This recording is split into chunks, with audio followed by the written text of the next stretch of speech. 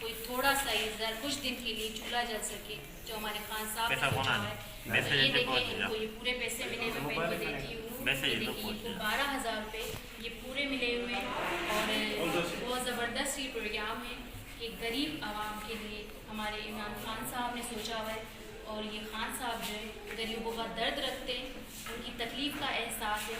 ये देखिए ये उनके पूरे 12,000 रुपये मिले हुए, ये इनकी रसीद है। ये भाई साहब अभी जा रहे हैं। तो खान साहब का पास तव्हां इन छा कंदव वॾा? तव्हां इन 12,000 में छा कंदव? उर्दू ईंदी आहे तव्हांखे? ये कह रहे हैं कि तव्हां ही किस्त ॾींदव ऐं ॿार जे लाइ रोज़ी कंदव। ये मेरे भाई कह रहे हैं कि मैं इन 12,000 से कुछ रोज़ी करूँगा और अपनी कोई किस्त है कह रहे हैं वो मैं भरूँगा।